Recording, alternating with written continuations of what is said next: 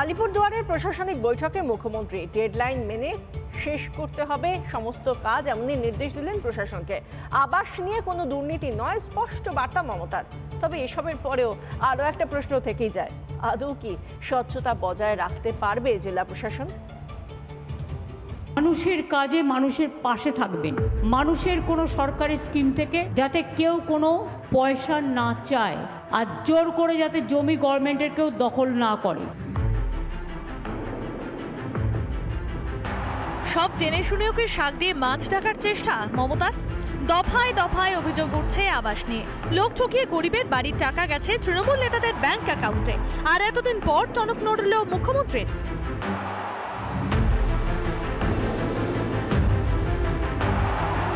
যে সব তৃণমূল নেতার আবাসে দুর্নীতির টাকা দিয়ে অট্টালিকা তুলেছেন, তাহলে তাতে কি এবার বুলডোজার চলবে? আলিপুরদুয়ারে প্রশাসনিক বৈঠকে এসে জেলা প্রশাসনকে ডেডলাইন মেরে কাজের নির্দেশ দিয়ে কি বোঝাতে চাইলেন মুখ্যমন্ত্রী?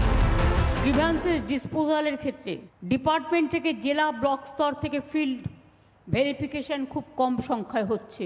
টেল ভিডিও টু ভেরিফাই আমরা রিপোর্ট পেয়েছি, আমরা একটা থার্ড পার্টিকে দিয়ে রিভিউ করি। আমি সবাইকে ফিল্ড ইন্সপেকশন করবার জন্য অনুরোধ করব। দুর্নীতিগ্রস্ত নেতাদের বাড়ি ভাঙার সাহস আছে মুখ্যমন্ত্রীর? এবার চোরের মায়ের গাঁট কাটা, তাকে আর কি বলবো। এই পশ্চিমবঙ্গে বাংলার মুখ্যমন্ত্রী নিজে ঠিক করে দিয়েছেন কাটমানির রেশিও কি হবে, 75-25-এর ভাগাভাগি হবে। এখানে সেখানে নেতাজি ইন্ডোর স্টেডিয়ামে বসে ঠিক করে দিচ্ছেন কাটমানির ভাগাভাগি। তাই যে চুরির ভাগ ঠিক করে দিচ্ছে, সে হঠাৎ এখানটা এসে যদি অন্যদেরকে বলে চুরি করতে দেব না, তাহলে সেটা অন্যায় হবে।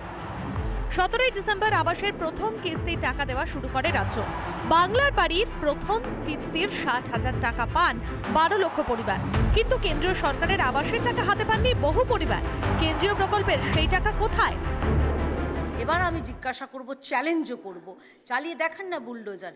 আপনাদের যে যারা অট্টালিকা তুলেছে আবাসের টাকা মেরে, সাধারণ মানুষের তাদের স্বপ্ন বেচে যারা অট্টালিকা তুলেছে, একজনের বাড়িতে আপনি বুলডোজার চালাতে পারবেন না, কারণ ওখানে 25-75-এর ভাগ আছে। সম্প্রতি এমনই আরও এক অভিযোগ উঠেছে দাসপুরে।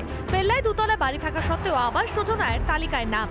প্রথম কিস্তির টাকা পেয়ে শুরু হয়েছিল বাড়ি তৈরিও। ঘটনায় শোরগোল পড়ে যায় দাসপুরে। অবশেষে টাকা ফেরাতে বাধ্য হলেন অভিযুক্ত। ওনার পাকা বাড়ির সামনে একটা কুড়িঘর ছিল, ওই কুড়িঘর দেখে উনি ওই ঘরটা কিন্তু নিয়েছিলেন। পরবর্তীতে আমাদের কাছে যখন খবর আসে, আমার জয়েন্ট সাহেব এবং প্রধান সাহেব গিয়ে বিষয়টা দেখেন এবং বিষয়টা কিন্তু সত্যি প্রমাণিত হয়। তখন ওনাকে আমরা বলি, এর কাছে আজকে কিন্তু টাকাটা আমাদের কাছে কিন্তু জমা দিয়ে গেছে।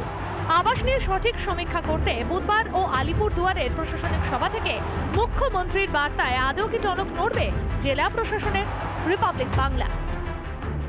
নানা ধরনের কন্টেন্ট দেখার জন্য লাইক করুন, শেয়ার করুন আমাদের ফেসবুক পেজ, সাবস্ক্রাইব করুন আমাদের ইউটিউব চ্যানেল।